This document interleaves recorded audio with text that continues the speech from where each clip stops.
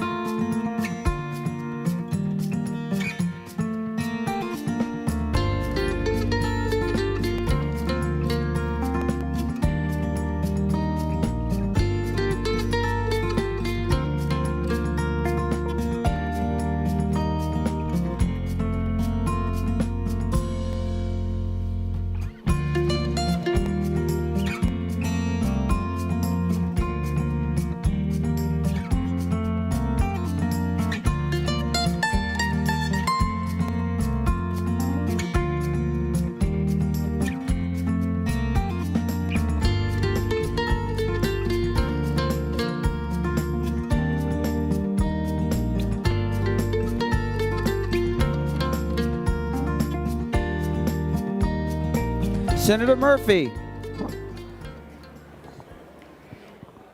Thank you, Mr. President. I move that further proceedings under the roll call be dispensed with and that the Sergeant-at-Arms be instructed to bring in the absent members. On that motion, all in favor say aye. All those opposed say no. The motion prevails. Members, will you be so kind as to stand?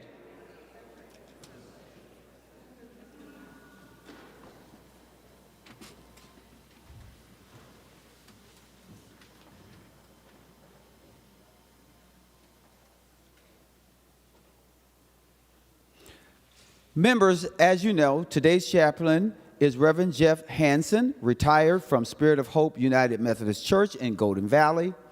And following the prayer, please remain standing for the Pledge of Allegiance. Would you bow with me? Gracious One, on this day after the memorial service for the 3 young men, public servants themselves, who were killed in Burnsville last week, this becomes an especially poignant day because it is an extra day. We have an extra day this month, this year. We have this day, this one. We realize that all the days that came before this one are gone, that however many days are yet to come, they are not yet. And there is no guarantee that those days will be for us. So we have now, this day, this piece of time and possibility in life, this moment that we did not earn and cannot tuck away in some savings account to spend in the future. It is here, now, as are we. So what will we do with this precious piece of eternity?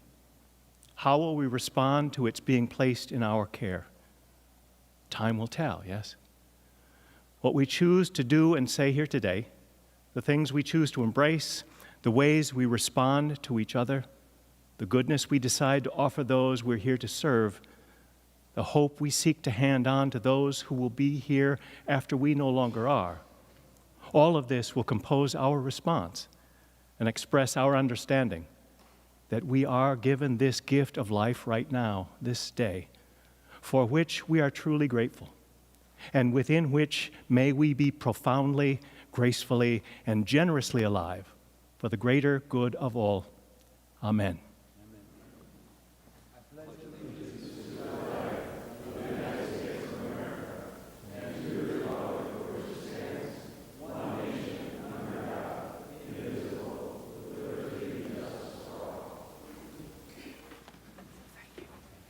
Thank you, members. The secretary will take the roll.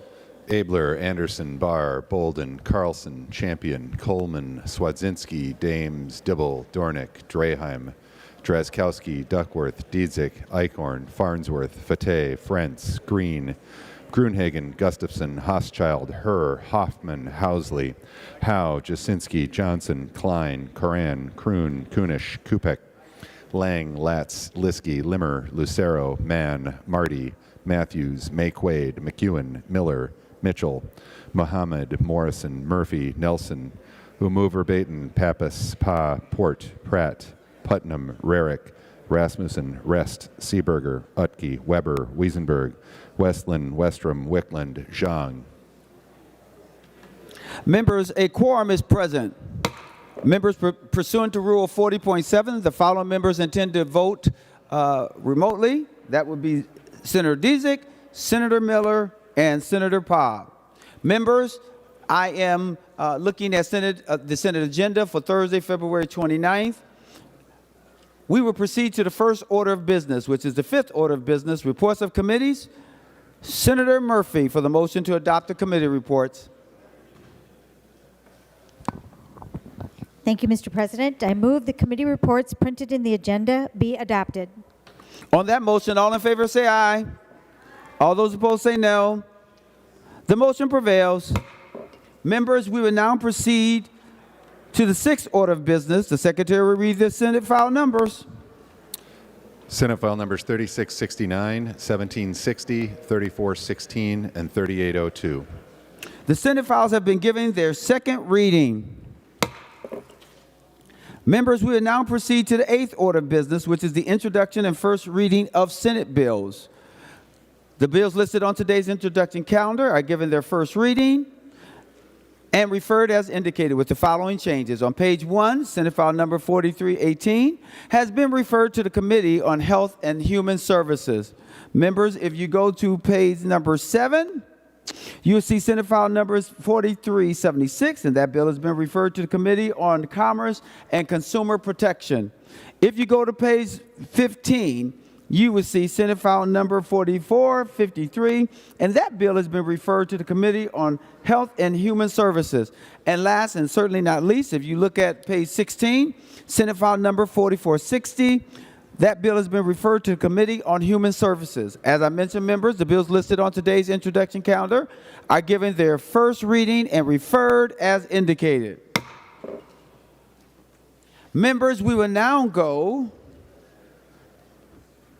to the ninth order of business, motion and resolutions. We will adopt the author's motions as one motion. All in favor say aye. All those opposed say no. The motion prevails.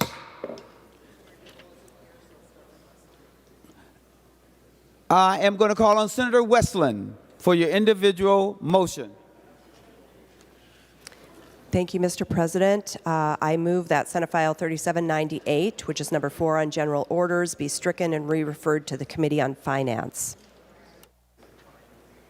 Thank you, Senator Westland. Senator Westland moves that Senate File number 3798, number 4 on general calendars, be stricken and re-referred to the Committee on Finance. On that motion, all in favor say aye. All those opposed say no.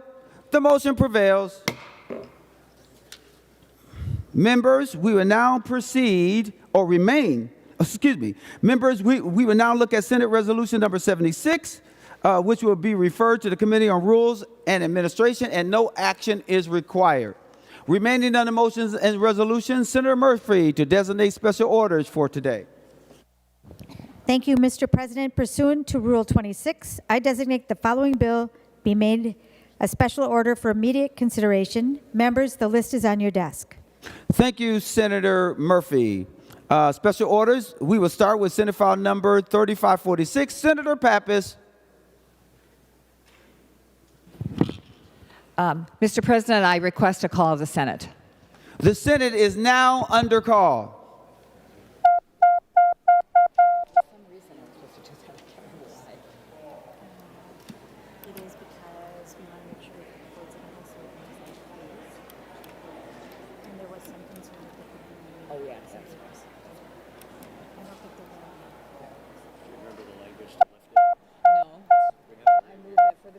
Under the roll call be dispensed with, and the sergeant be instructed to bring an answer. The board is not. We're not there yet.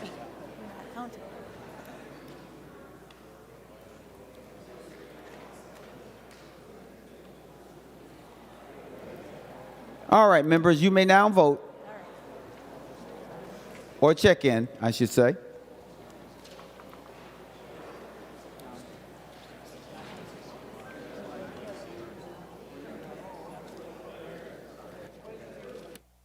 Senator Pappas. Mr. President, I move that further proceedings under the roll call be dispensed with and the sergeant be instructed to bring in the absent members. On that motion, all in favor say aye. All those opposed say no. The motion prevails. Senator Pappas to explain Senate File number 3546. Thank you, Mr. President and members. This is actually a very simple bill and largely technical. For decades, licensed traditional midwives have been able to purchase and administer key drugs that they need when attending to birthing mothers, and it may be a vitamin K for infants, or it could be maternal ROGAM treatment, and then of course anti-hemorrhagic drugs in case there's an emergency situations. And a couple of the suppliers decided that the law wasn't clear that they could also obtain and possess the drug as well as administer.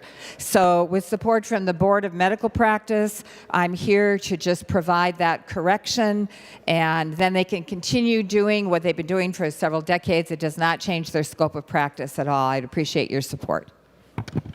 Any discussion on Senate File number 3546? Senator Abler. Well, thank you, Mr. President. And, you know, this bill is technical and everybody should be in favor of it, but this was really hard to get to this point. In 2000, lay midwives were being chased around by then Attorney General Skip Humphrey for practicing medicine without a license, and it was very hard for them to do their craft, and was really a sad state in Minnesota. Prior to this, then Representative Pappas and Senator Flynn attempted to correct this, and you know how that goes around here. And then Senator Pappas moved here, and then this freshman Abler guy showed up in the House and the other body, Mr. President. And with her expertise and the commitment of many people in the lay midwifery community and families and so on, crafted, I think, one of the best bills in the country. And so it was, and we even to the fact that they could administer medication. And so we just never thought that, given all the issues with drugs at the federal level and all the oversight, this would even be an issue. So here the midwives were and so it's just a very creative law. I should finish that part. And so you can go to school and see a certain number of births and pass a national test, or you can come in by apprenticeship, as many of the Hmong have done, to become a licensed traditional midwife in Minnesota. It's been pretty cool. And the MMA was very cooperative. It was hard fought, and we created, I think, one of the better licenses in the country. Mr. President, this is a really important topic, so I will be expeditious, but not rush. Thank you. I maybe have lunch date or something that you have to get to, but so it was just curious that if you can administer a drug, we figured you must be able to get it somewhere, and then the Board of Pharmacy and all that decided they had to worry about the law, and I want to thank Senator Pappas for making this right, and so that families everywhere can again choose to use the home birth options for those people. This is a great bill, members, and I hope that everybody can vote for it. Thank you. Thank you, Senator Abler. Senator Matthews, I have to relearn everyone's name all over again. Senator Matthews. Thank you, Mr. President. I, too, am in support of this bill. Been privileged to work with midwives on legislation before. I have some excellent ones that are constituents, that are longtime family friends. My family, growing up, my mother utilized their services several occasions, and they do excellent work. This helps clarify to allow them to continue to practice in the way they're practicing. They provide excellent service for families that want to make these alternative healthcare decisions for themselves with home births, the birth of their children, extra support at hospitals. They do wonderful and excellent work. So I encourage all my colleagues to vote yes on this bill. Thank you. Any other discussion? Senator Jaskowski. Thank you, Mr. President. Would the author yield? Senator Pappas, will you yield? She will yield. Senator Jaskowski. Thank you, Mr. President. Senator Pappas, thanks for bringing this bill, a very good bill. I'm going to be voting for it. But you, in your introductory remarks, simply said that there are suppliers that were unwilling to sell these products to these individuals. I had one of the individuals in my office and suggested that the government was interceding, and that might actually be the reason that these suppliers yielded in their commerce with these nurse midwives. Can you shed some more light on it? Was our state government involved in bringing this to the point at which you needed to bring the bill today? Senator Pappas, to the question. Thank you, Mr. President and Senator Jaskowski. Not to my knowledge, it was the midwives themselves who told me that they were having issues with the supplier because of the lack of clarity in the language. And this came late in last year's session. And then there was still one supplier who was willing to do it, and they just decided they would no longer be supplying it. We did work with the Board of Pharmacy. They did feel like the clarity was needed in the language, but and the Board of Medical Practice is supporting it. So that's why we're here with the legislation. Senator Jaskowski. Thank you, Mr. President. Thank you, Senator Pappas. Well, it was the Board of Pharmacy. Now that you triggered my memory here, Senator Pappas, that was described to me as interceding and creating an interpretation that brought the need for this bill. And so for members just to know, there may be in this area some activism in our government that is going on that is bringing forward the need for us to correct the original intent. So thank you again for the bill, Senator Pappas. Thank you, Mr. President. Any additional discussion? Seeing none, the Secretary will give the bill its third reading. Senate File Number 3546, a bill for an act relating to health-related occupations, clarifying licensed traditional midwife authority to obtain, possess, and administer certain drugs, supplies, and devices. Third reading. Any additional discussion? Seeing none, the Secretary will take the roll for final passage of Senate File 3546.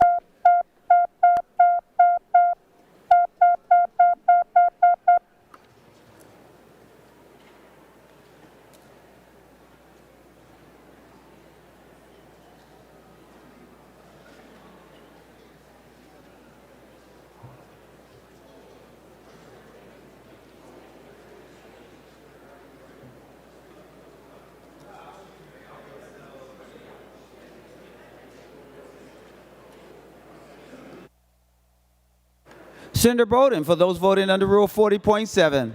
Thank you, Mr. President. I report that Senator Parr votes aye. Senator Parr votes aye. Senator Jasinski, for those voting under Rule 40.7. Thank you, Mr. President. Senator Miller votes aye. Senator Miller votes aye.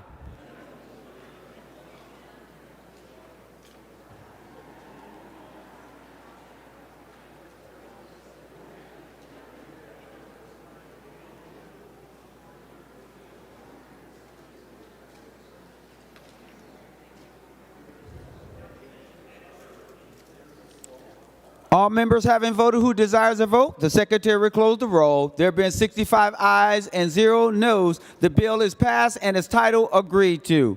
Members remaining under motions and resolutions, Senator Dibble. Thank you, Mr. President. Mr. President, I move that Senate File number 2209 be withdrawn from the Committee on Health and Human Services and be re-referred to the Committee on Commerce and Consumer Protection. Mr. President, that is my bill, and both chairs are aware and agree to this move. Thank you, Senator Dibble. Senator Dibble moves that Senate File number 2209 be withdrawn from the Committee on Health and Human Services and re-referred to the Committee on Commerce and Consumer Protection. On that motion, all in favor say aye. All those opposed say no. The motion prevails. Thank you, Senator Dibble. Members, we are now proceeding to the 13th order of business. Announcements of Senate interest. Those without objection, the following senators will be excused from today's session: Barr and Dzik. Any other announcements of Senate interest? Senator Nelson. Oh, thank you, Mr. President and members. Today I rise in recognition of Hypertrophic Cardiomyopathy Awareness Day in the state of Minnesota. Hypertrophic cardiomyopathy, or HCM, is a chronic cardiac disease that causes the heart muscles to thicken and obstruct blood flow, which could lead to debilitating symptoms and serious complications, including heart failure, blood clot, stroke, and in rare cases, sudden cardiac death. HCM is the most common inheritable heart disease, and it can affect anyone regardless of age, gender, or ethnicity.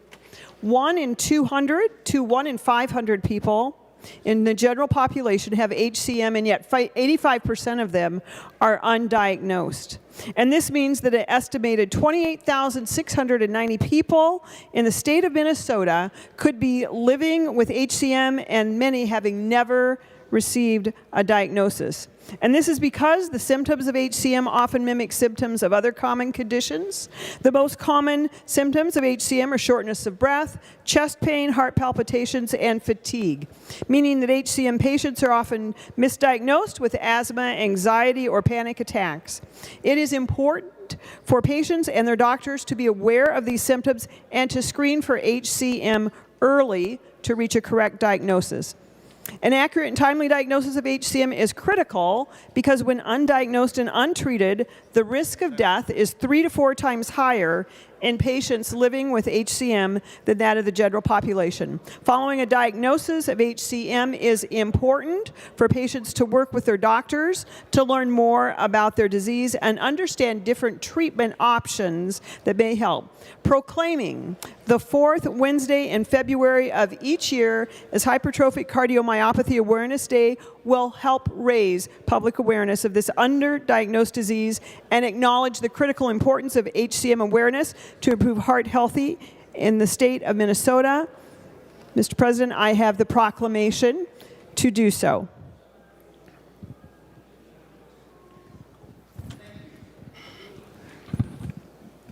Senator Putnam.